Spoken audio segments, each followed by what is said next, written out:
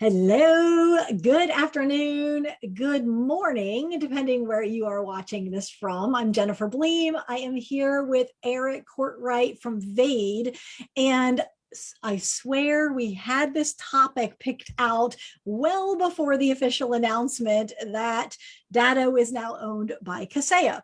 So we were already going to talk about this, and boy, the timing could not be better. Before we get into that, because we are chatting about this in the green room, so I am raring to go. But let me introduce Eric. If you don't know Eric, he is an amazing leader in the channel. He's head of sales for North America. He is all things sales for Vade. And Eric, before we jump in, why don't you give just a quick introduction to you and to Vade, and then we're going to get into the topic of the hour. Yeah, and I'm really excited to talk about it too. It just is really kind of, like you said, on point with what's going on right now. So hi, my name is Eric Courtwright. I'm the head of sales for Vade in North America.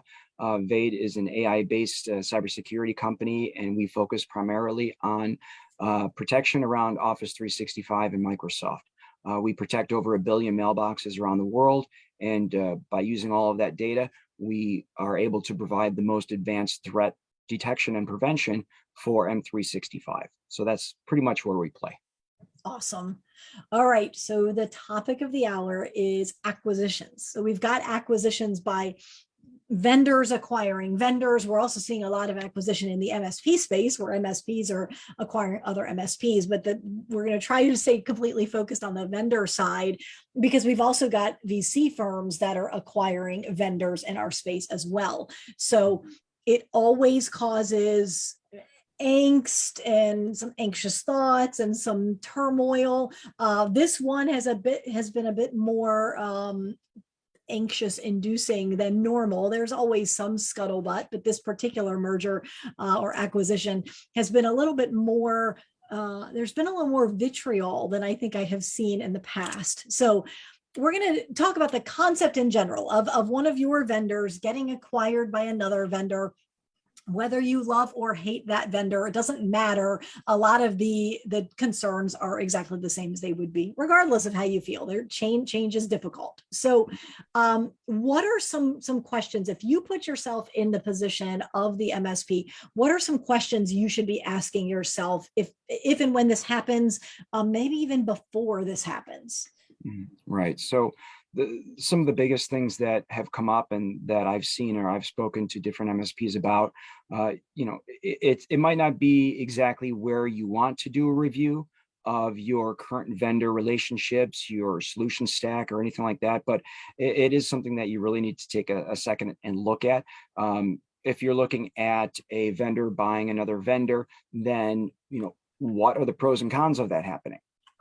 We always look at the pros being, well, great, they're going to have more solutions, more technologies, better things for me to use. Some of the cons, of course, are pricing, support, access. I mean, I've got this great rep. Am I going to keep this great rep? Or what's happening with their headcount and people moving around? So those are just some things that you want to initially look at and start having those conversations, or at least do a quick Google search or whatever to see what people are saying out there as far as pros and cons of that actual acquisition.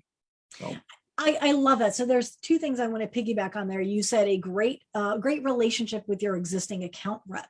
So if you were not affected by today's acquisition, chances are you will be affected by the next one, which means today is when you need to start cultivating that relationship with your account rep, and not so that you can try to get the inside scoop, because let's face it, in companies this large, the account reps don't have an inside scoop, especially when you're dealing with Datto, who's publicly traded. They're not going to be sharing anything that could be considered insider secrets. So your account reps don't generally have the inside scoop. But post-acquisition, you can get an idea for timing. So you mentioned maybe some cost changes or customer service changes. You can get an idea from your account rep if you've got a good relationship with them. What's the timetable look like? When things are changing, of course they're going to change. That's what always happens. But when? I mean, are we talking tomorrow, 6 months, a year? Are we slow rolling this integration? And so You can ask those questions if you already have an existing relationship with someone. If you don't, if you've never given that person the time of day, or they've never given you the time of day, you're just asking a complete stranger to do you a favor. And it's a lot harder because that account rep now knows, well, they're considering leaving. Do I kind of play that slimy salesperson and say whatever I need to say to keep them on board? And so it becomes tough. So today is the day to create that relationship with your account rep, so that you can get those answers when you need them.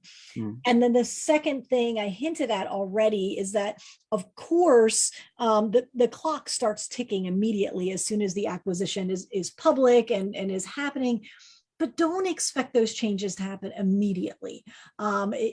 Tomorrow, you're not going to lose your account rep. Tomorrow, your agreement is not going to be renegotiated. And so I think that is important to understand as well, is that these are not, again, especially with companies as large as are typically being acquired, you don't change the momentum of a ship, the size of a data, or that doesn't happen overnight.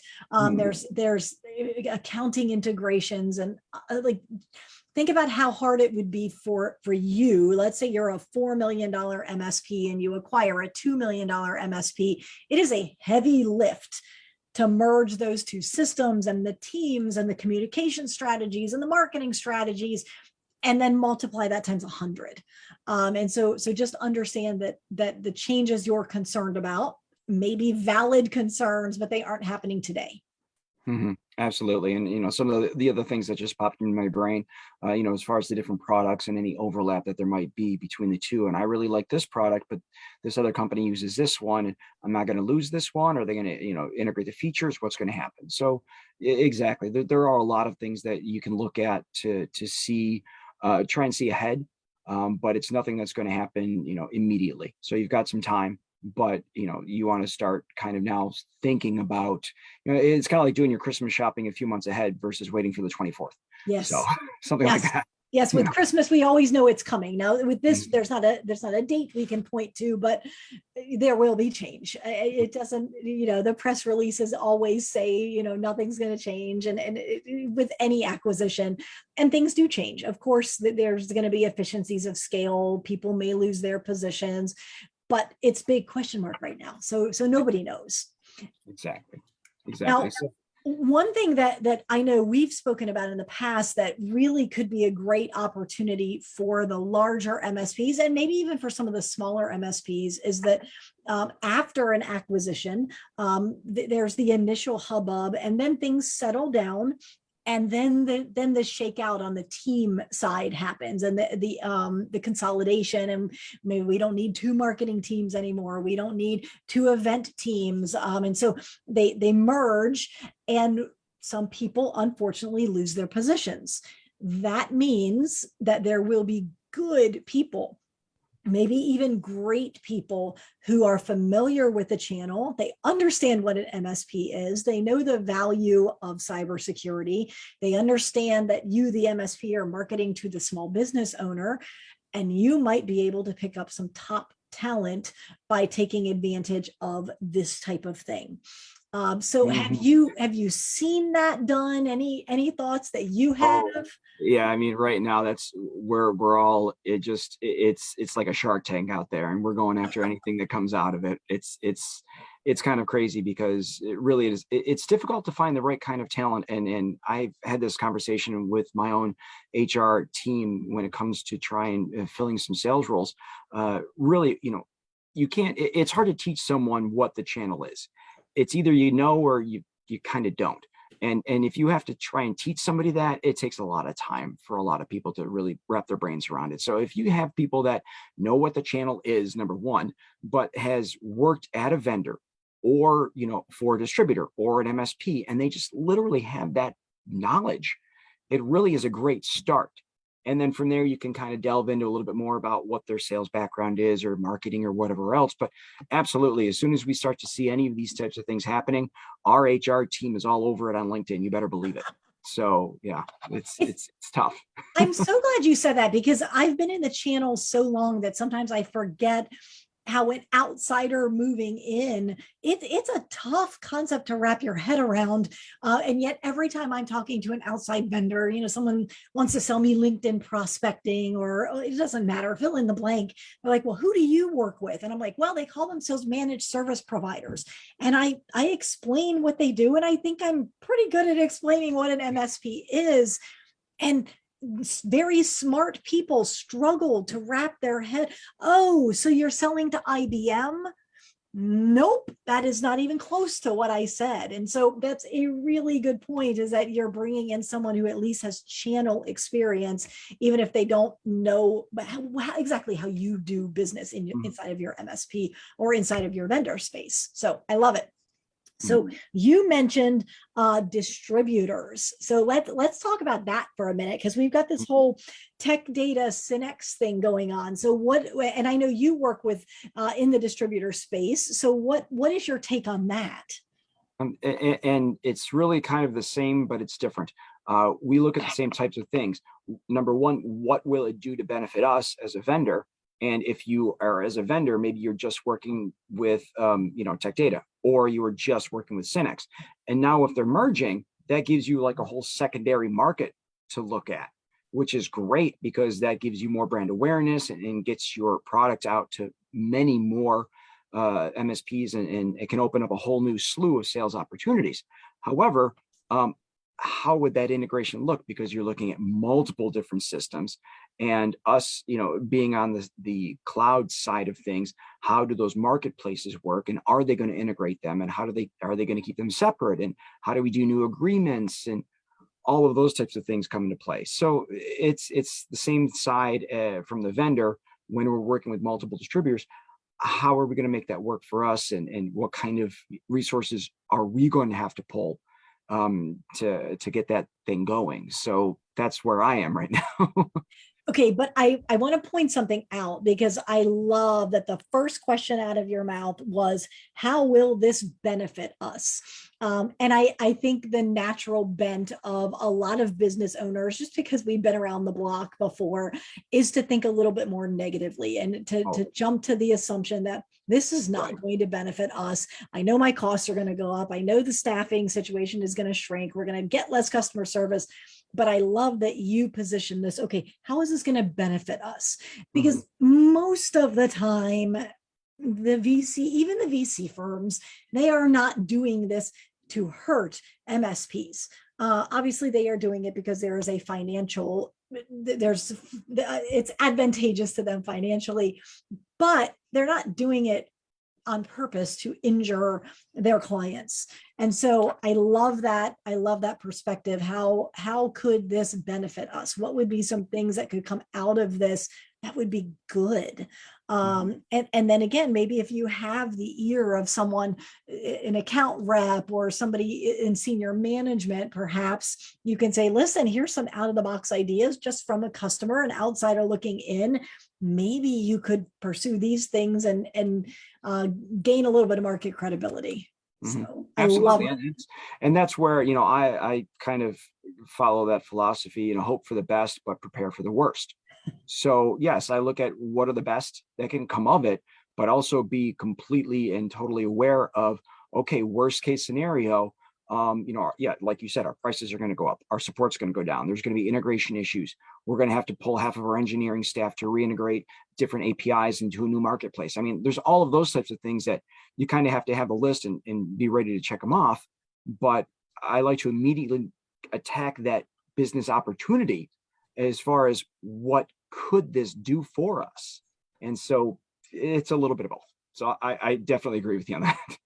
Yeah, and the other thing, I'm just putting a couple of pieces together. I did an interview with Corey, who's an MSP in Texas, and he's super, super business savvy. And he reminded us that when you're negotiating a contract, or in the context of this, you're renegotiating the contract, that you don't need to take the black and white ink that they offer you initially, that there may be a little bit of wiggle room there, especially if the new company is renegotiating a contract from the company they just acquired. There may be some wiggle room there that you don't normally think of.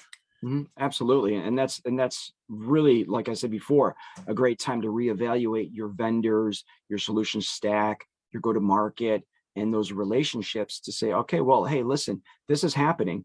And that's where before I said, what are some of the benefits that this could work for me?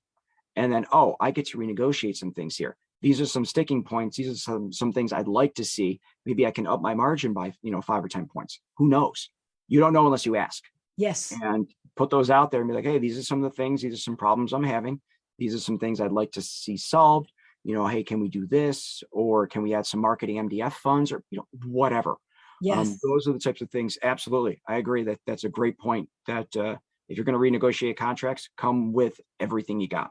So. Yes, I love it. I also think it would be smart from a trying to plan ahead, trying to anticipate the fact that there are massive acquisitions happening right now. And I suspect there are some that have happened behind the scenes that aren't even public knowledge yet.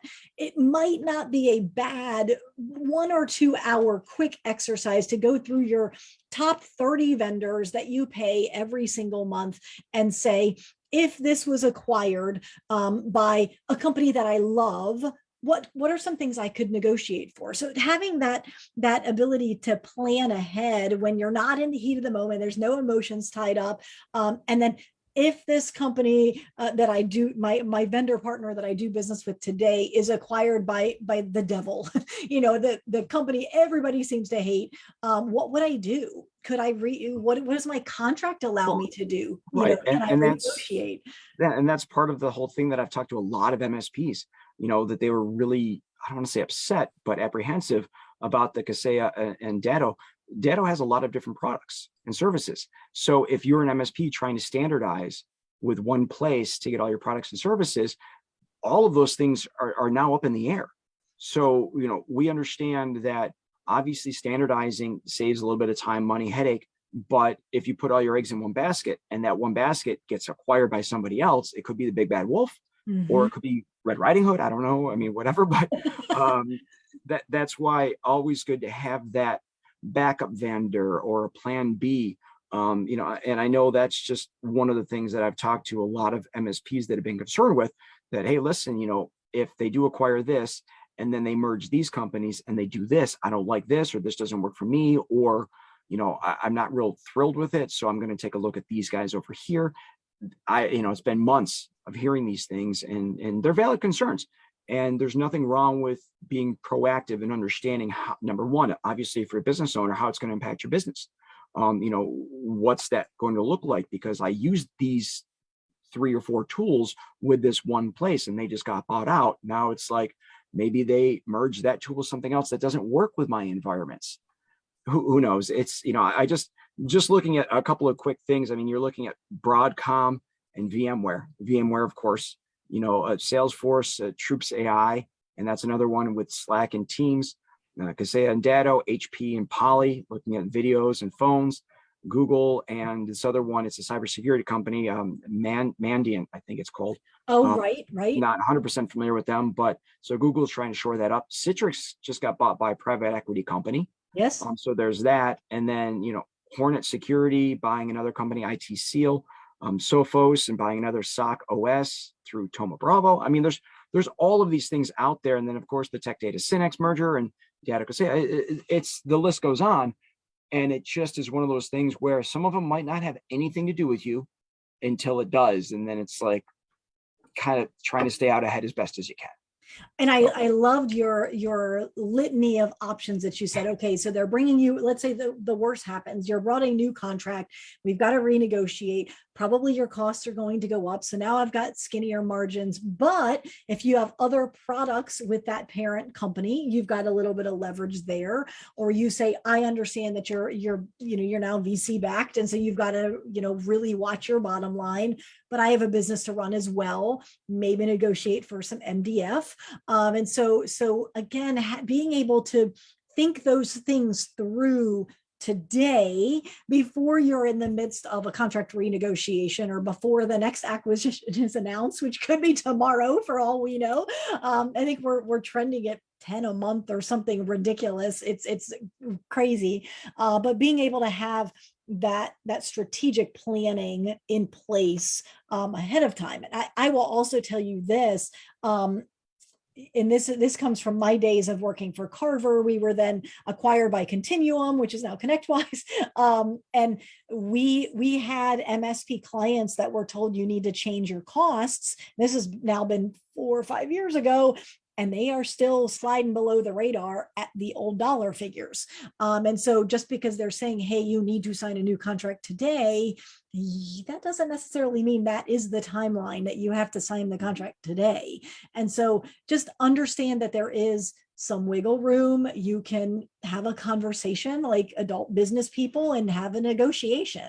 They understand, like, always, this is a horrible phrase, but the whole concept of know your enemy, and not suggesting that the vendors are the enemy of MSPs, but think about it from their perspective.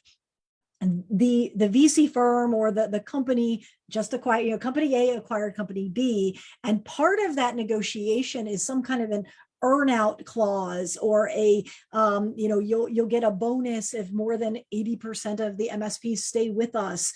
And so there are strong incentives in place to keep every MSP happy. Now, that doesn't mean be ridiculous and ask for free licenses for the next 10 years, but it does mean that you might have a little more negotiation power than perhaps you think you do if you are only a $4 million MSP or a $400,000 MSP, and you are negotiating with the behemoth.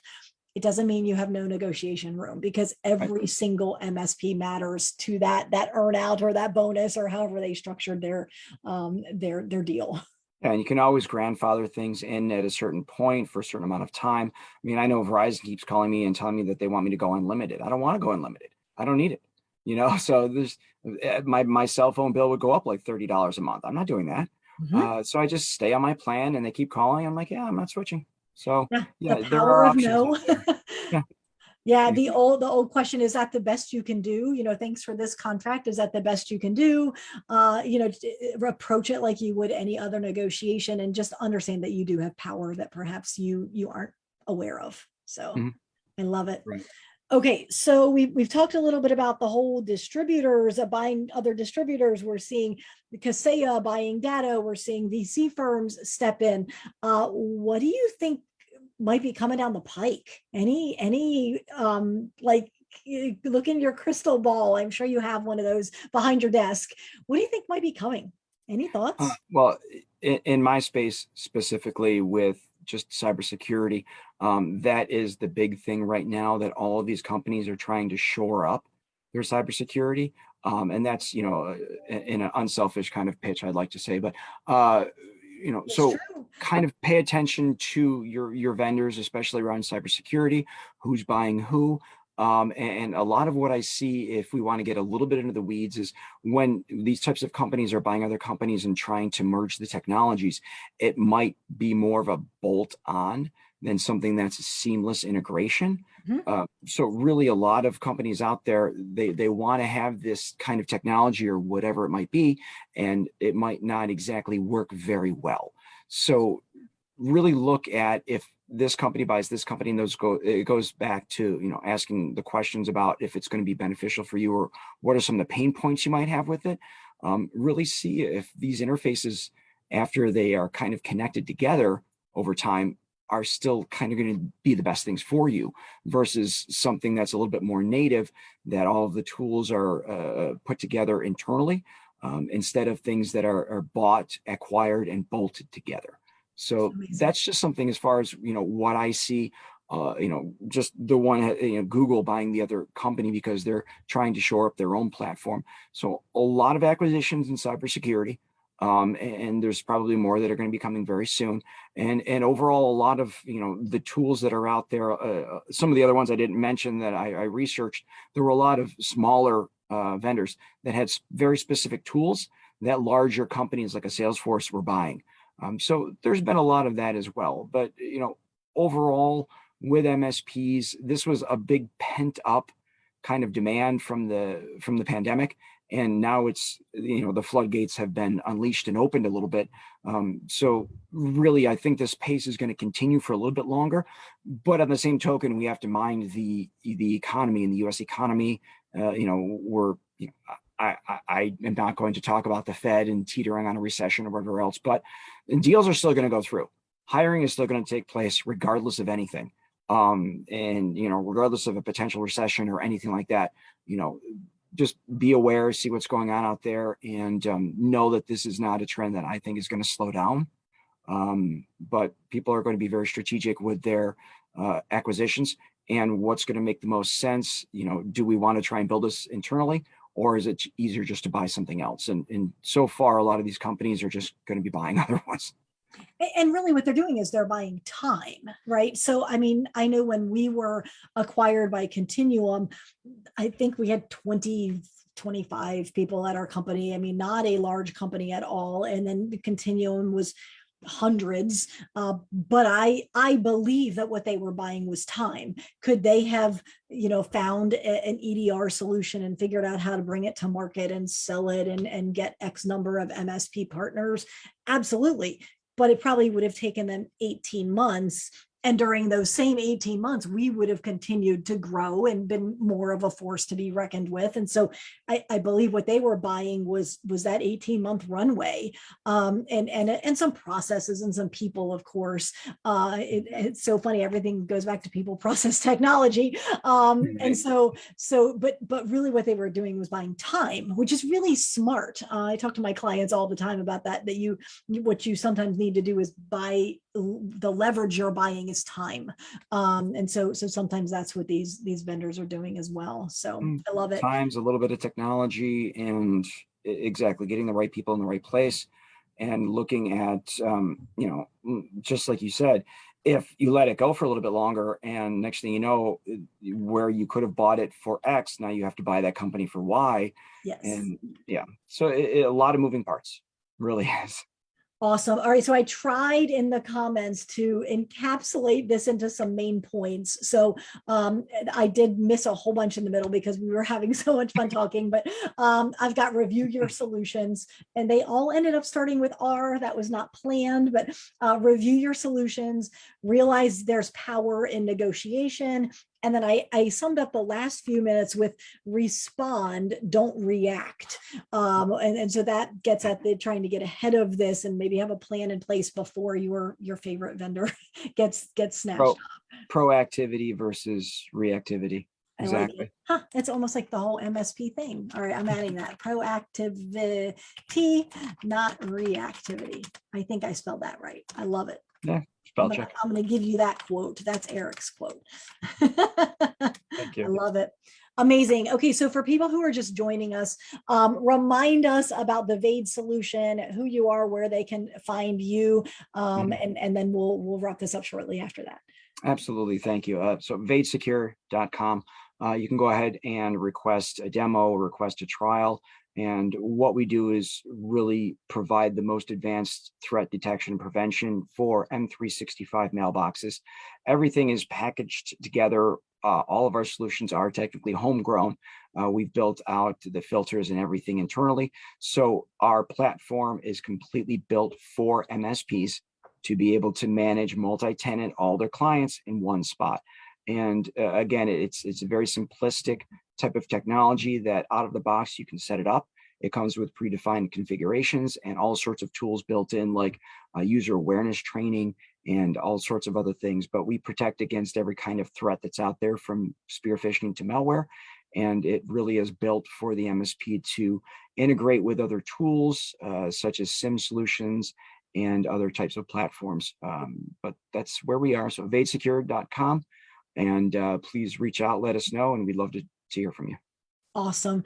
Thank you so much for your time. What a well-timed topic. And I always love hearing what you're thinking, what you're seeing in your part of the world. So I appreciate your time today.